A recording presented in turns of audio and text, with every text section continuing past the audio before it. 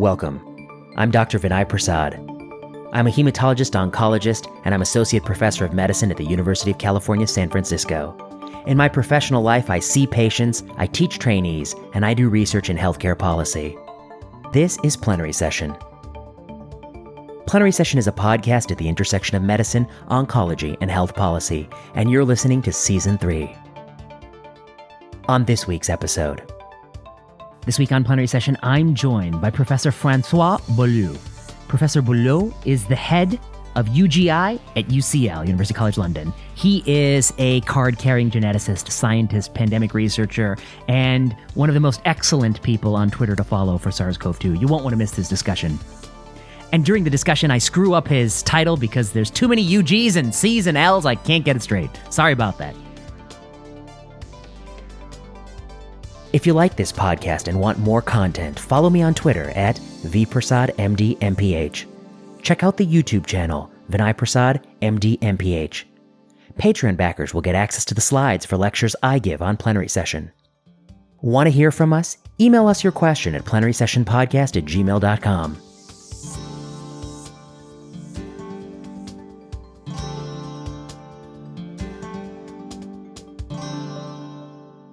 I'm back here in Plenary Session, joined via Zoom by Dr. Francois Balloux. Dr. Balloux is a professor at UGL in London. He is a renowned geneticist and a astute commentator on all things COVID, and people on Twitter will know him well. And it's a real pleasure to get to talk to you. So thank you so much for doing this. Thank you. That's very kind.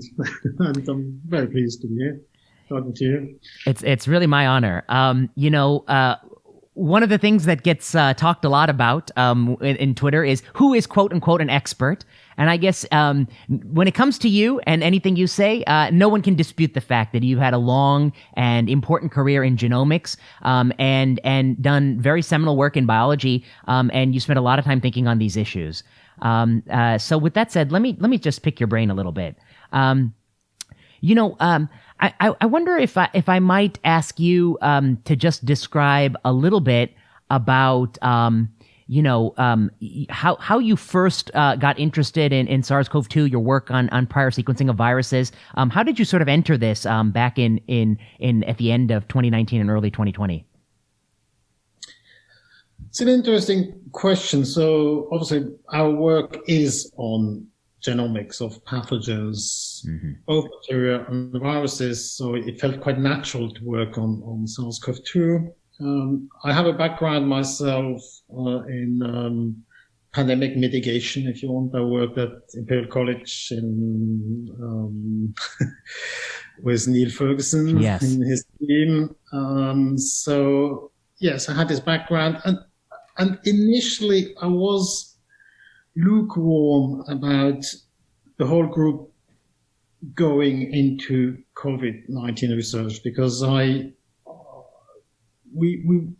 group was very much on fundamental research, and we did this kind of slow, steady science, and I felt a bit unsure whether I wanted actually to push my team into that. And I really let people decide. And very clearly, it rapidly emerged that everyone was super keen, to try to get involved, to try to do something, to try to help, and also just to make sense of things.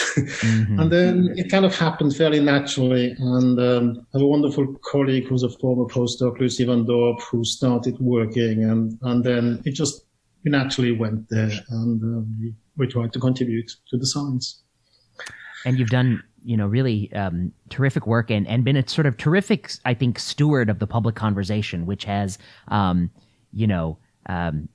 gone off the deep end. I just want to say, I want to start by saying there was a funny tweet recently, which was, I'm trying to find it in your profile, but basically it said somebody said that there are these new variants of SARS-CoV-2, and we don't know if the vaccine is going to cover it. So this was a few days ago. Now we have some data from Moderna, and it looks like the vaccine is generating neutralizing antibodies against these strains. But a few days ago they didn't know, and they said it's very likely the vaccine doesn't work. It's very very likely we're going to need more restrictions. It's very likely we're going to be dealing with this in 4 years, 5 years from now. And you tweeted it and said, you're not a real expert unless you say the vaccines are definitely not going to work. We're going to be dealing with this for 100 years. You took it to the next level. But what you were getting at is this narrative that there is something out there. I can't put my finger on it in the zeitgeist where it's always the most fearful, most hesitant, most cautious view is the view that is massively amplified. Is that your observation? And I wonder if you might talk about it a bit. There's obviously a lot of fear and anger, and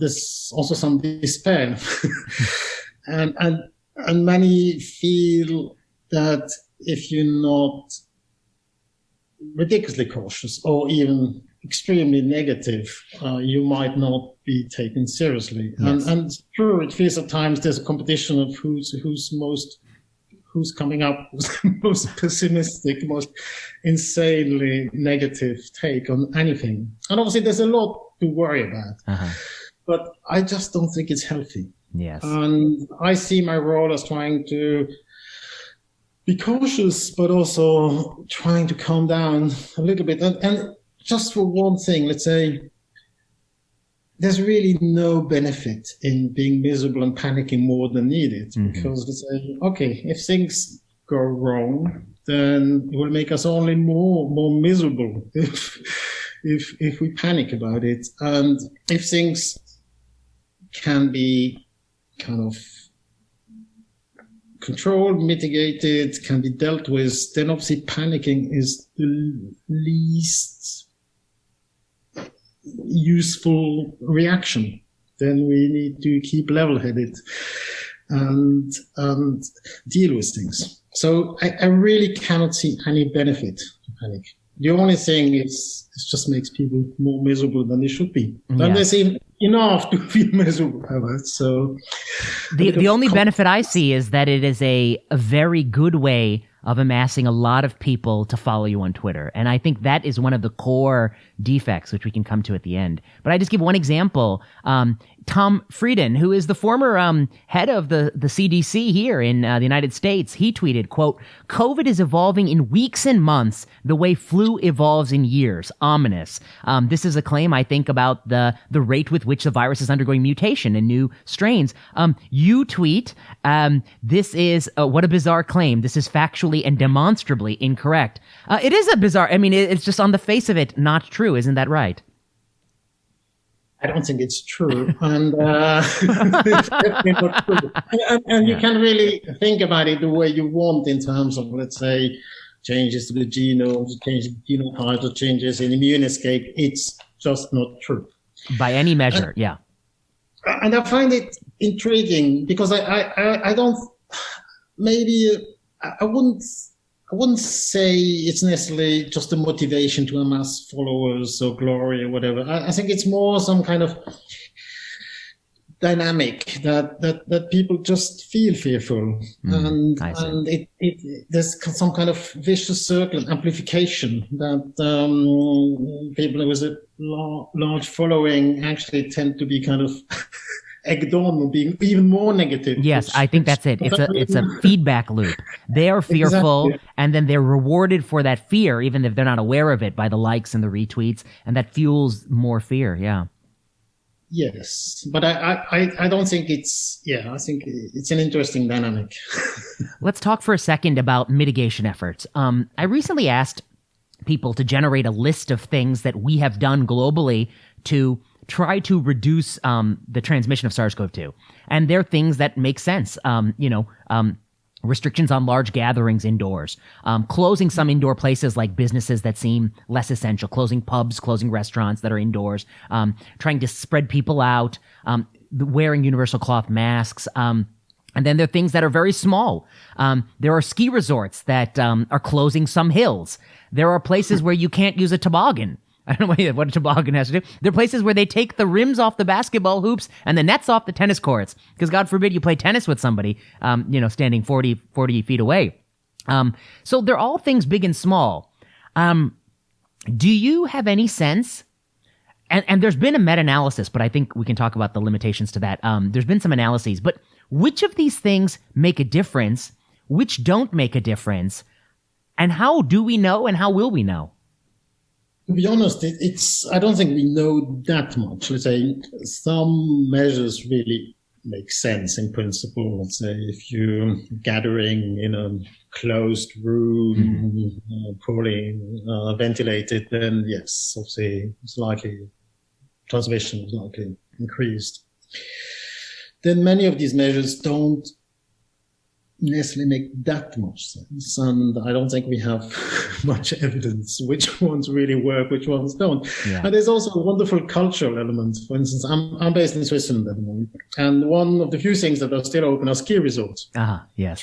But then there was a time where in the US, in some places, gun shops were open, and one of the last places in the UK to close were pubs. Let's say schools had been closed forever, but pubs were still open. So there's a very interesting cultural dimension to what people feel are meaningful measures. People told me that for a while in the UK, you could go to a pub, but only if you ate a substantive meal. And then the debate became how much food is a substantive meal. It was probably a pack of crisps or something like that.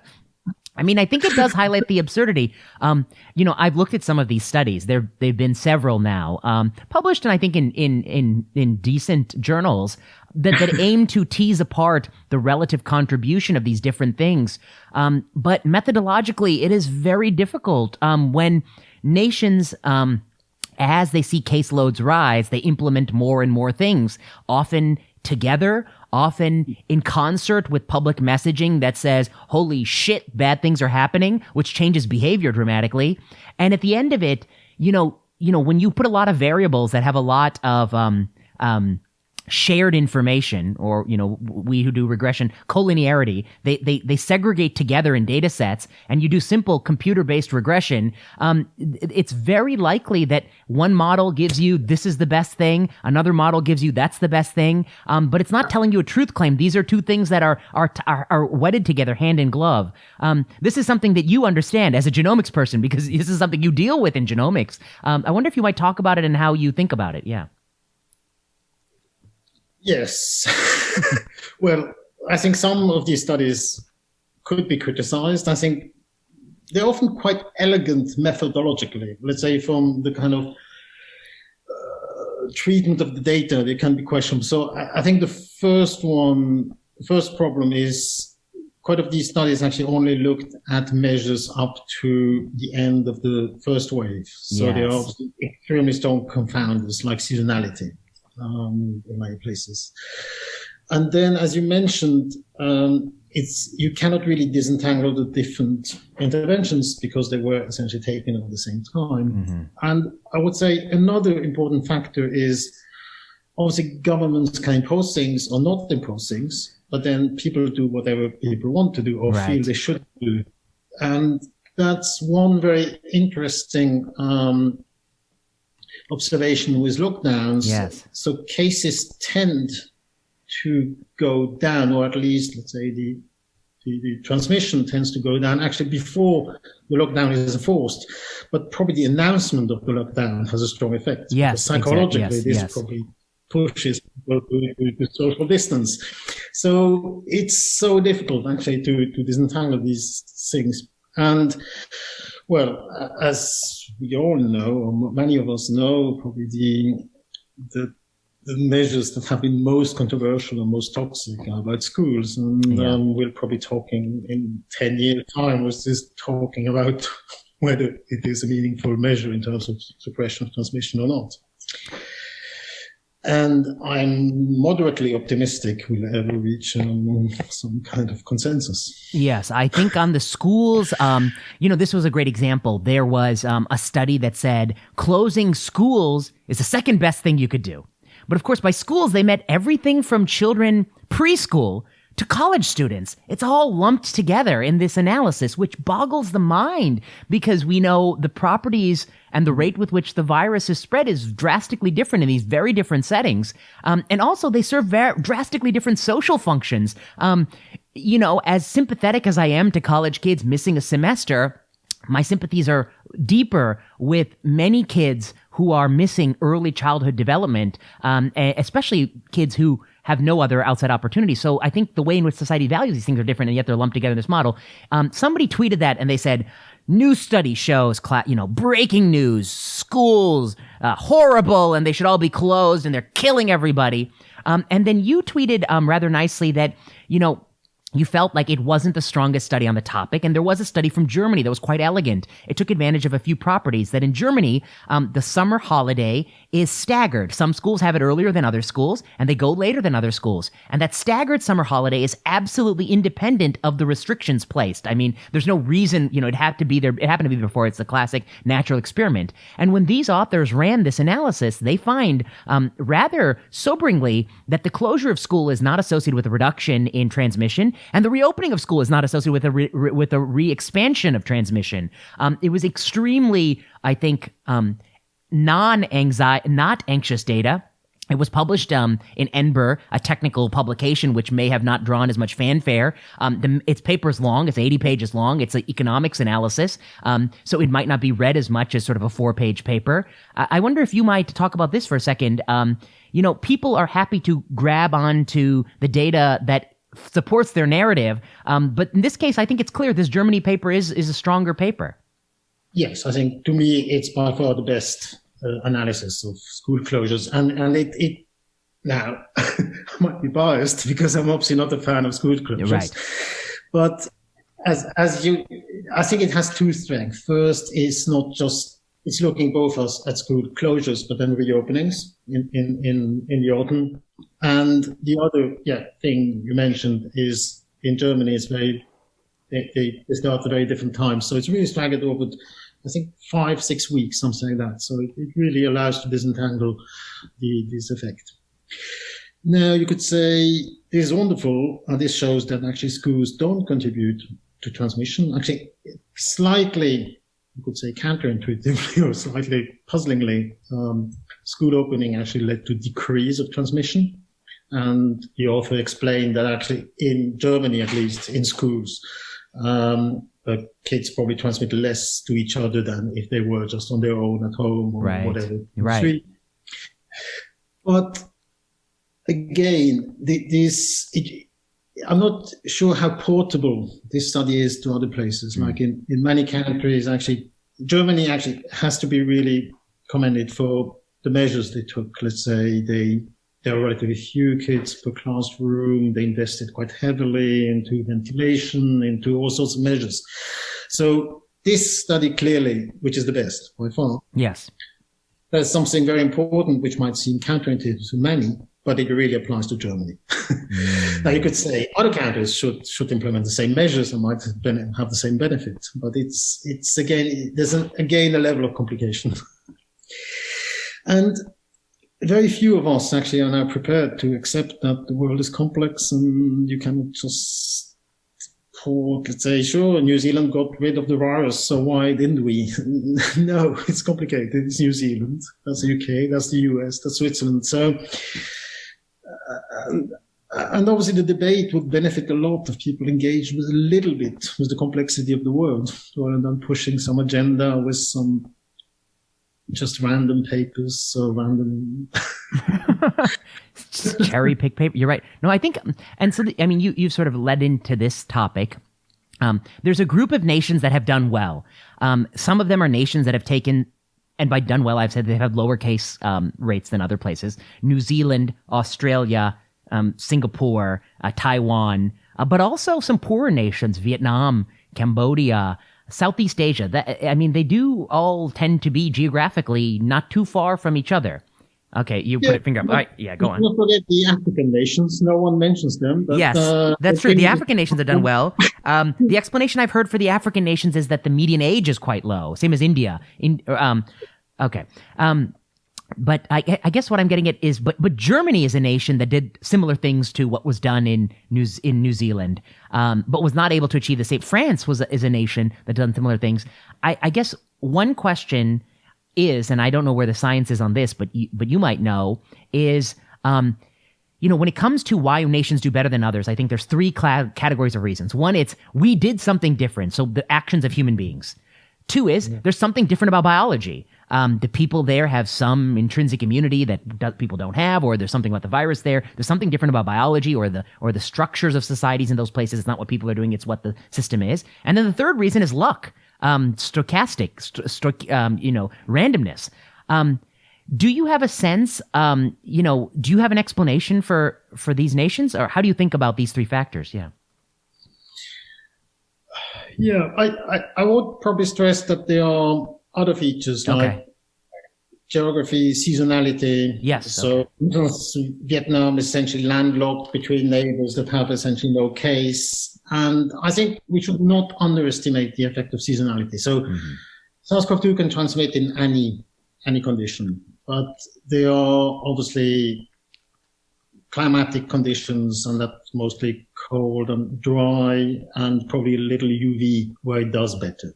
So I think there are some advantages. And for instance, I think New Zealand and Australia benefited a lot from a climate which made it easier to control, because other countries, as you mentioned, Germany and actually Italy, took even stronger measures, in Spain took stronger measures than New Zealand, Australia, without any successes. Yes. I think that's partly down to let's say, climatic conditions. Then, sure, luck. And luck, yeah. Luck always plays a role. And there's a lot of stochasticity in epidemics. Just one recent example, there's this so-called UK variant, so this B117. Yes.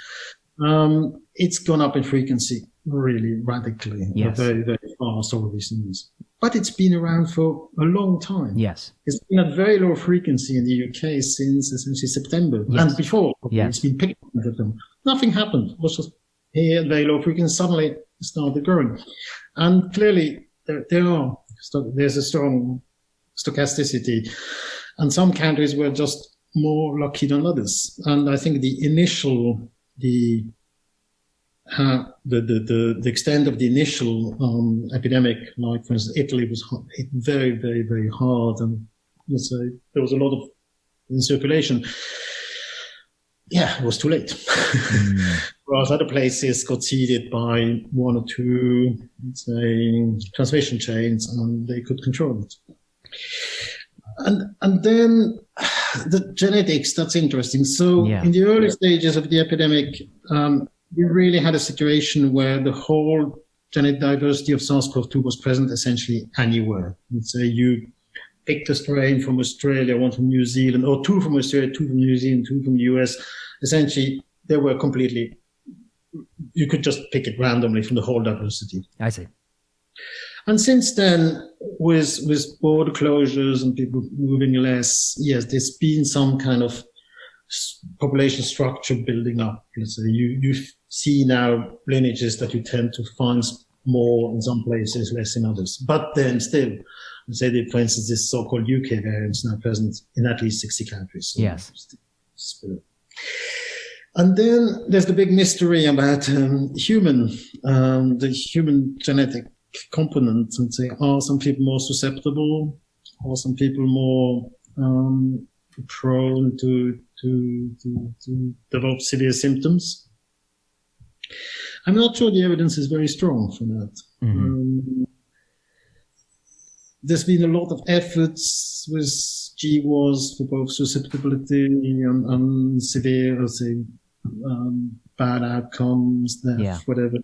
They didn't pick up anything super convincing. Let's say a few rare alleles that might play a role, but I doubt there's a very strong genetic component. I see. Sure, it feels like a perfect explanation. Sure, oh yes, in Asia, they benefited from their genetics or whatever, but I don't think it's the case. Also, it's quite interesting if you look at, for instance, both in the US and the UK, if you stratify, let's say, for ethnicity, you find, for instance, Chinese people are equal at risk than whites in the UK, for instance. And the same is true in the US, actually even slightly more at risk. So it's clearly not the case. Then one thing was no, I was just going to ask age. I mean, the interaction between age and bad outcomes is tremendous. On the log scale. I mean, Is this a property of other viruses? Is this it seems to me the most exceptional age gradient I've ever seen. And is there a genetic basis for the age gradient? I don't think there's an interaction with genetics. I think actually it's extremely constant, let's say. And there was a paper in Nature which was quite well done. They estimated that the risk of dying was about 10,000 times higher in the over 80s than in children. Yeah. 10,000. 10,000 times, yeah. And I think, as far as I know, it's completely unique. Yes. I'm not aware of any other virus that has such a strong age risk factor. Now, we say that, but what we should not forget is that we have lots of respiratory viruses in circulation that we generally consider to be benign, harmless. But the impact on elderly, particularly in care homes, is not completely negligible. Mm-hmm. So, but until now, probably no one really cared what people died of. But say, if you can actually look at mortality in care homes, and it's very often respiratory viruses, which were hardly ever looked at, were hardly diagnosed. That's a great point. I mean, I've read some series where even sort of the quote unquote normal coronavirus had 8% lethality in care homes.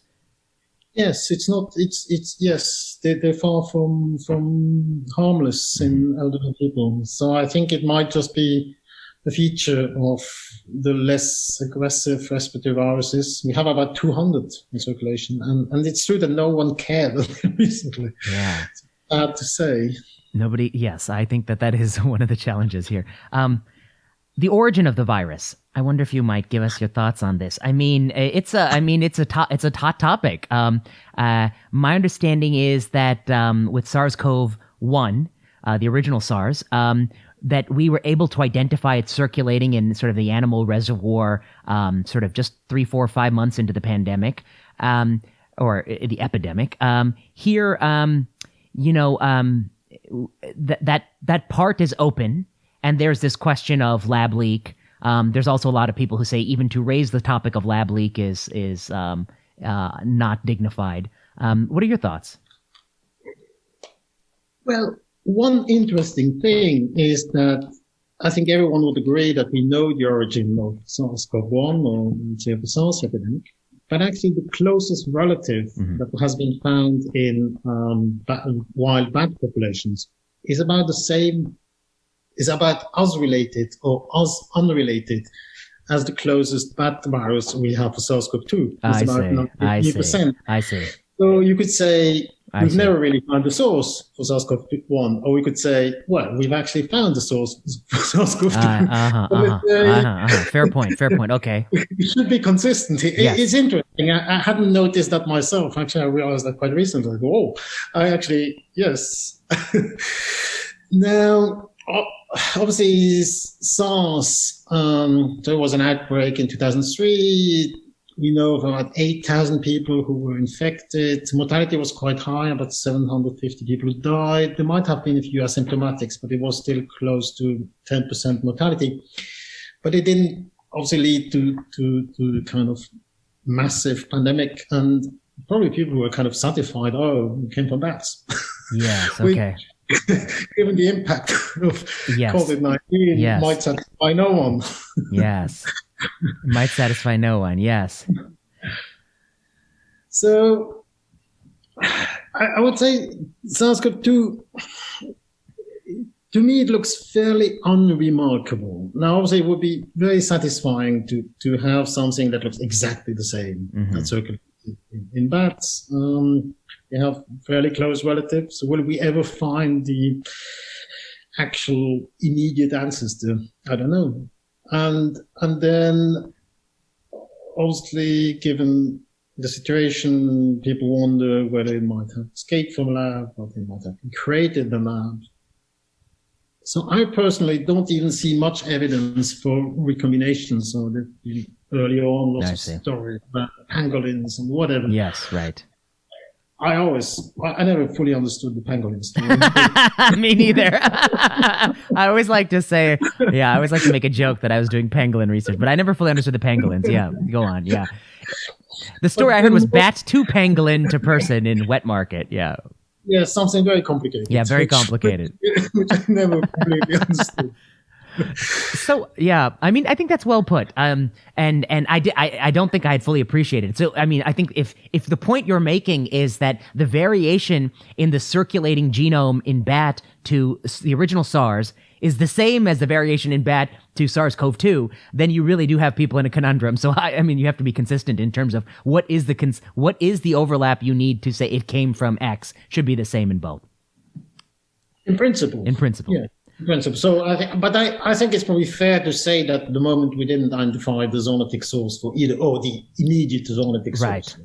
That's fair to say. We have some things that are pretty related, but then they're not the same. Nicely. Now, there's a huge diversity of coronaviruses they found in not just in bats. They found in all sorts of mammals, but also in birds, and let's say they're very widespread, and they were poorly studied until recently. So I'm not ruling out.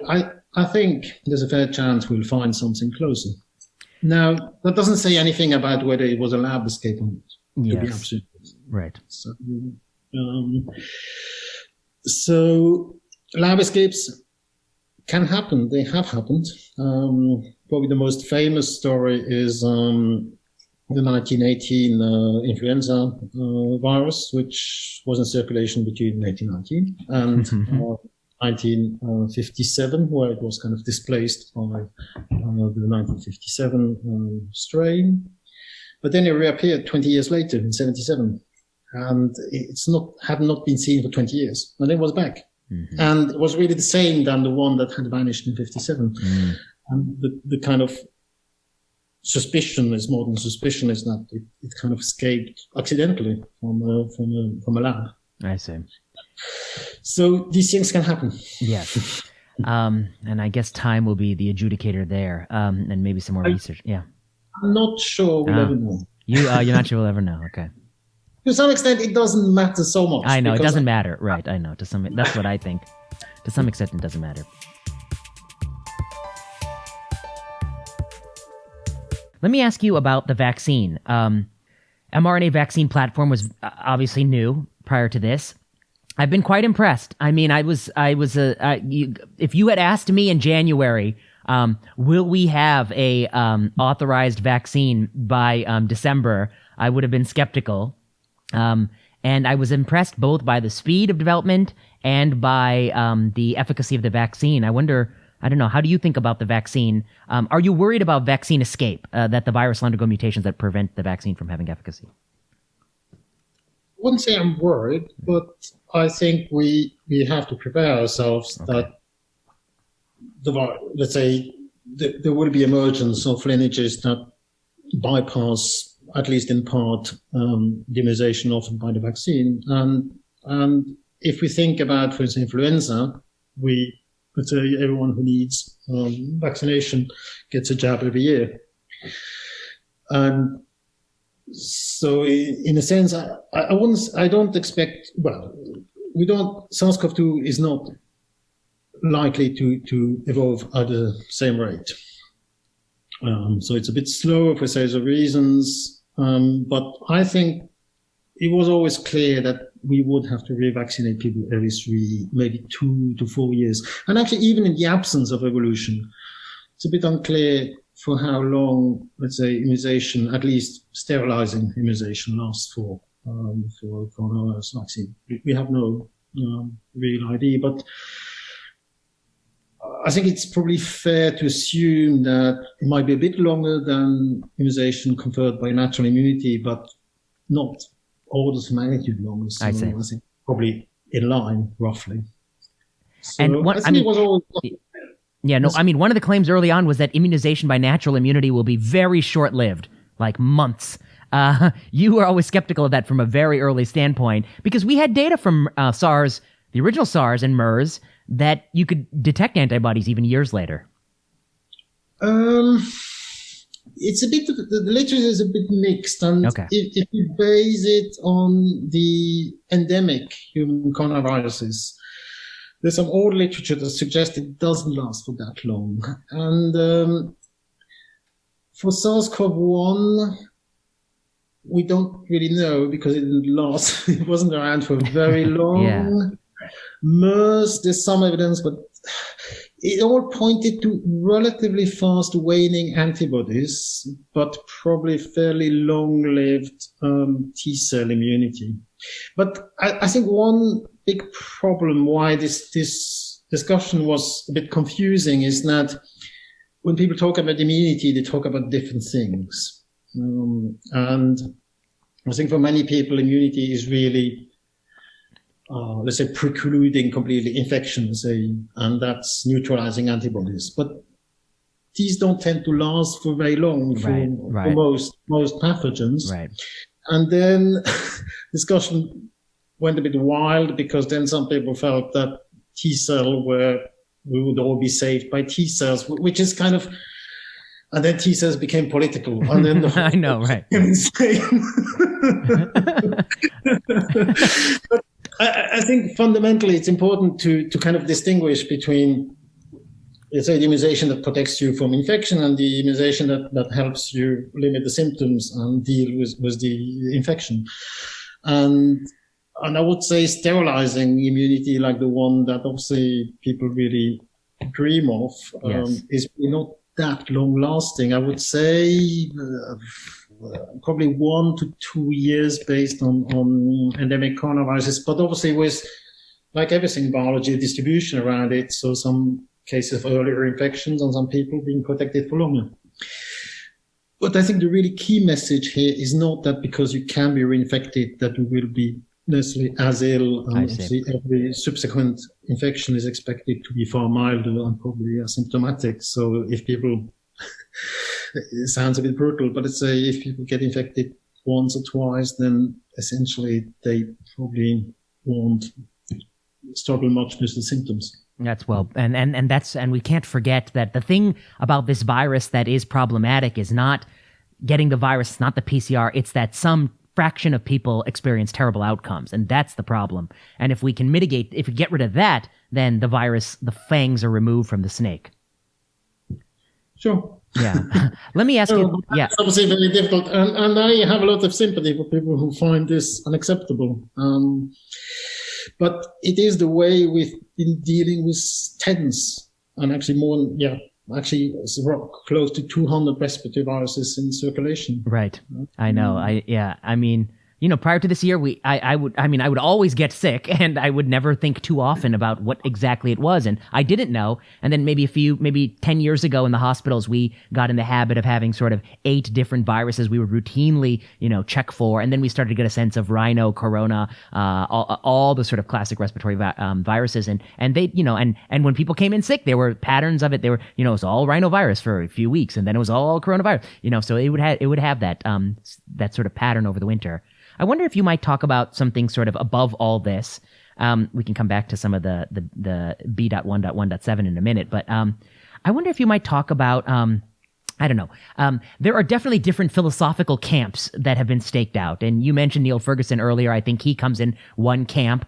My understanding is that even he said in a recent interview, he was surprised that you could even institute lockdowns in the West, that maybe 10 years ago. And I've read some papers from Pandemic Preparedness 10 years ago, and they did not have lockdown as one of their ideas because they really thought it was not, you couldn't even do it in a free society, that people wouldn't abide by it. But yet we saw China do it in Wuhan, and we tried, and we have certainly done it a few times to different degrees of success. Then there's another, and in along, I put Neil along with next to people who are the drafters and signatories of John Snow Memorandum, who really wanted to do a lot of restrictions until we can come up with vaccine. On the other end of the sort of philosophical spectrum, there are people, John Ioannidis, we know well, who came out early with sort of an analogy that like the elephant and the mouse, the elephant can jump off the cliff to avoid some threat, and that, it's possible that some of these interventions have deep downsides that you don't fully anticipate. And in that camp, I think next to him, I think they're all these people are different people with different views.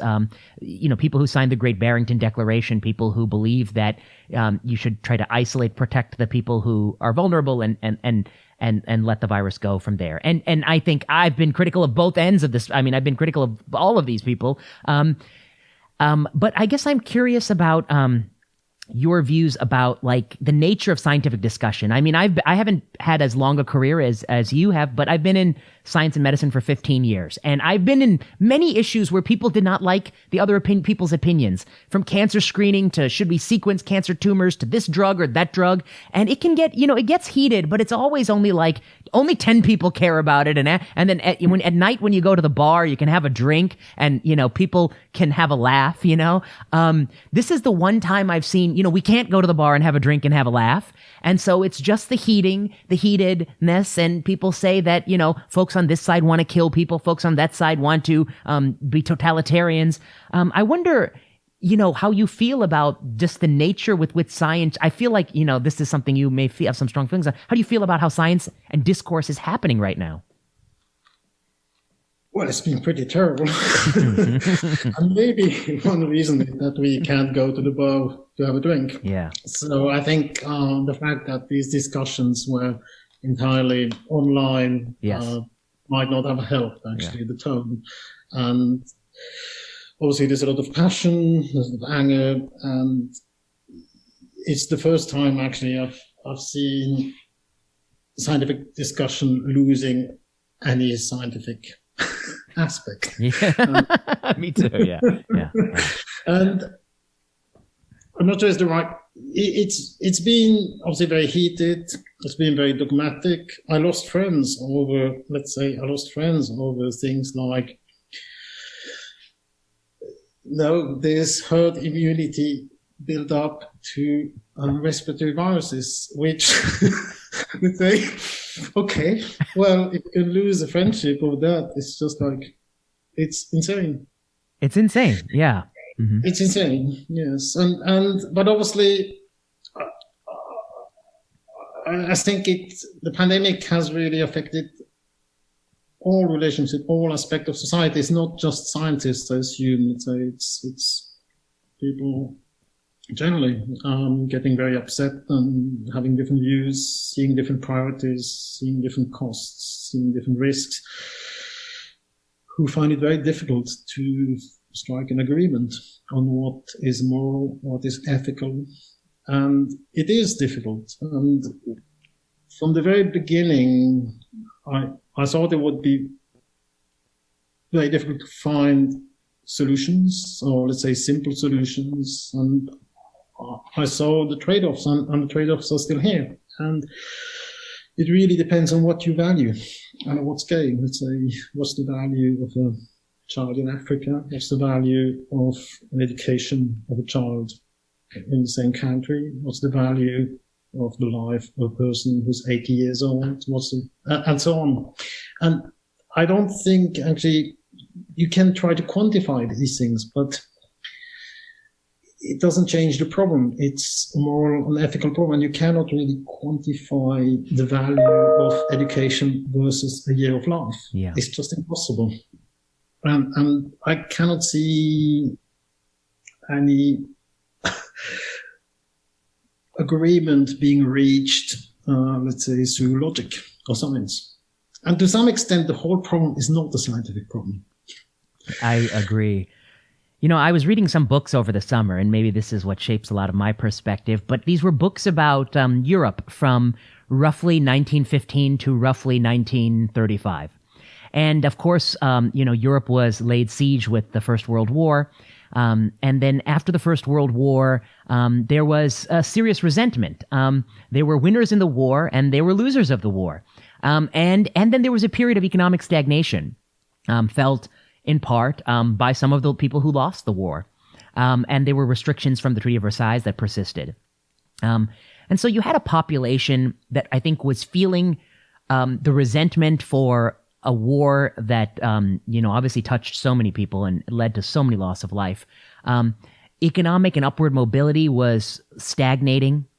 And in such a setting, I think that's the setting for autocrats, for populism, for dictators, for evil in the hearts of men. When we let the base instincts take over, and in fact, that is in fact what happened, in the 1920s.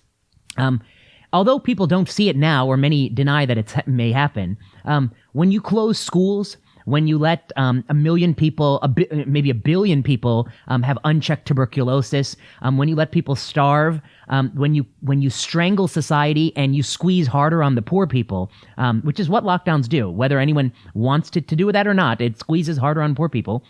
And wealthy people have it quite nice right now. It's not so bad. When you do that, you don't just pay the price that year. When you take the grip off and you let the world go back, the kids are not going to be the same. There's going to be, I think, a dip in educational outcomes and upward mobility, an increase in child pregnancy, an increase in gun violence in this country. We're a nation that's dealing with even more challenges.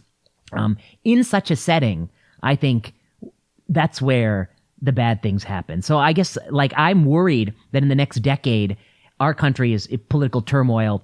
You need a disciplined populist, totalitarian kind of person who points to the other and says they're the reason, they're the problem. They have sort of the red carpet laid out for them. They have all the preconditions.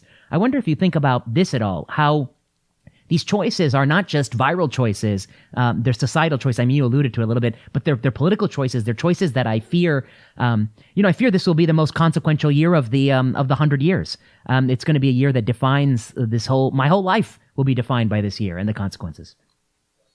Well, you raised some interesting questions, and I also thought a lot about, let's say, the legacy and let's say, particularly the resentment. And I'm actually surprised that particularly the younger generation don't feel more resentful. While we're seeing now some kind of riots, for instance, at the moment in the Netherlands. And I'm actually surprised that there are any teenagers who are not rioting to some extent. Right. Mm-hmm. But I'm not sure the legacy of the pandemic would be very similar to war. And I think it depends a lot what will happen next.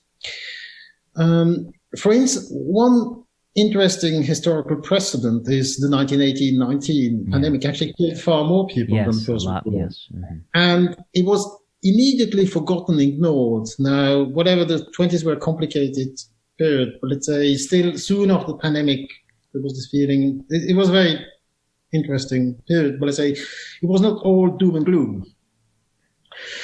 And I personally think the pandemic will be over, let's say, in its pandemic stage this year.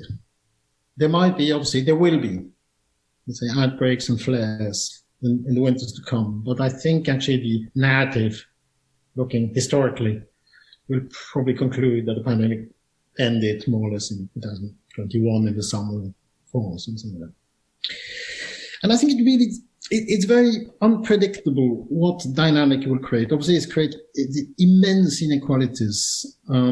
It's fed into incredible frustration, but there might also be an elation, a sense actually of a new future, a new dawn. And I think it will be quite interesting how different countries will deal with that. And surprisingly, maybe, I think the US is extremely well placed. Mm. The reason why they're extremely well placed, first, is obviously the pandemic is raging, but let's say by the summer, irrespective of vaccine programs, let's say there will be 60-70% of people who will be immunized. So essentially it will go down. And the beauty of the US situation is that actually all the blame can be laid on the previous government. Yes, right. Essentially, there's a perfect situation where things are getting better. Yes. And essentially the people in power are not blamed for what went wrong. Yeah. So I'm actually quite optimistic about the future of the US. I'm far less optimistic about countries that are in a similar situation where the governments will be in place for 3 or 4 years because it's difficult to have some kind of sense of closure. If you still have the same leaders, people feel have failed them. Yes. So I think the timing was pretty good. That's well put. Initially, I thought it was a really bad idea to stage a pandemic in a US election year, but actually, probably that's stupid. Not that, I mean, I don't know if historians will someday say this, but I think it changed the outcome. I mean, I think this guy, he would have won otherwise, I think. He still came, he still came very close. I mean, 74 million votes, despite what he had done. I don't know. I think it might have tipped it over. I don't know. You have some thoughts. You think maybe it would have gone this? Yeah. Maybe. I think part of the electorate was probably worried about very strong, very stringent response mitigation measures. I'm not sure. Well, it's obviously difficult to know. Yes. But I think, well, I might not be the best person to comment on that, but I would not be surprised if a part of the population voted for Trump actually because of the relatively weak response COVID measures, rather than despite. Interesting. Well, that's it was also the attitude was different in the summer. Now, obviously, people now in peak pandemic, so the attitude is a bit different. Yes, that's well put.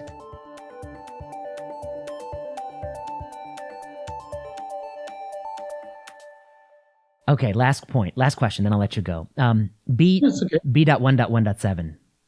I mean, I think you already alluded to this a little bit. When I pulled the data and looked at it myself, and I looked at sort of, I think the first report, the first large report from the UK, this was a fact that jumped out at me, was that in contact tracing there was a 15% chance that somebody would acquire B.1.1.7 versus 11% if you had a non quote unquote S gene dropout strain, and that relative difference was 1.36. And there are lots of ways you can tell that. I mean, when I tell that to people on the phone, I say 15% versus 11% transmission rate. And they say, oh, okay, that sucks. It would be better if it was lower, but 15 to 11. Okay. You could also tell it like 40% more transmissible. That's the way they like to say it. But the point you're making that I hadn't thought about is your point is that it had existed in September and it didn't blow up until very recently as being the dominant species. So stochastic processes, randomness, has something to do with it in addition to transmissibility. Well, I think definitely. So, for instance, the number in the early stage of the pandemic in around March or so, there have been at least 1,000 measured introductions of the virus in the UK. And actually very, very few of these lineages made it. So there's huge plasticity. And it's not entirely, what I find remarkable, obviously, is that this B107 was around for so long, but didn't go extinct. Now, obviously, it didn't go extinct because it's still here, so its ancestor didn't go extinct. Yes. But maybe we're seeing these kind of strains appearing quite often, but most of them don't make it because just the kind of heterogeneity in the transmission dynamic is too high. But then one thing I find quite intriguing is that we have no idea how it might be more transmissible. So there's good evidence, yes, it transmits better. It's not just in the UK. It's been introduced in Denmark. It's going up in frequency. The numbers are debated. Is it 20%, 30%? It's definitely not 70%, but who knows? But then how? Also, one very mysterious thing is none of the mutations in this strain are new. We've seen them all since March, April. We've seen them all sorts of different backgrounds, multiple backgrounds, all sorts of lineages. So why did it take essentially a year for a new, more transmissible strain to emerge? And I've been spending most of my time now for weeks thinking about it. I don't know. Of all the millions of people who've had COVID globally, what percent of people have had genomic sequencing? I mean, I guess one thought is like, how much of this do we even see? Many people have it detected. They say you have COVID and then they go off. No one sequences. Like how many? Yeah. So it depends a lot on the countries. So there are two countries that sequence a lot. That's the UK and Denmark. So Denmark are close to sequencing half the diagnosed cases. And the UK must be something like close to 10%. So we do have lots of genomes. And also this strain, they say it got picked up because the most widely used diagnostic RT-PCR test actually has this S drop out because the probe, let's say the region that hybridizes with the probe has a little deletion that makes it. So I think we have good numbers on these. It's not so much the numbers that are mysterious, it's more the dynamic. It's actually even more mysterious than I said, because it was around for a very long time, nothing happened. Then it grew like crazy. And it's true, this 50, 70% higher transmission rate. Actually, they are genuine if you fit a lot exponential to this part of the curve. And then now it seems to be kind of plateauing. It's not taking over the UK. Why? Yes. I really, really find it pretty mysterious.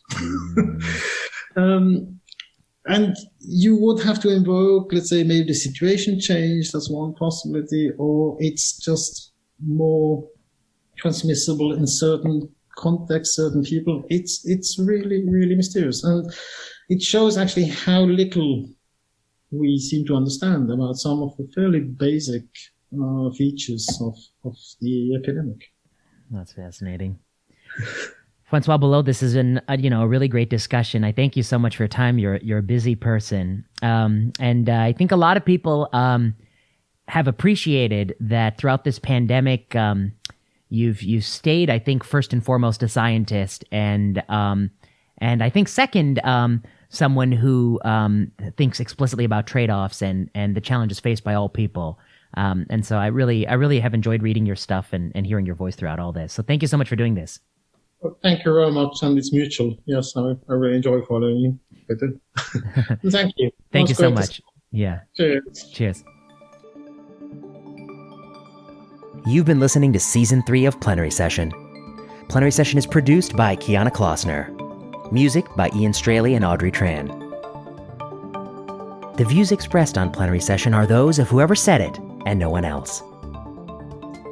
Plenary Session is not medical advice. Follow us on Twitter at plenary_session. Until next time.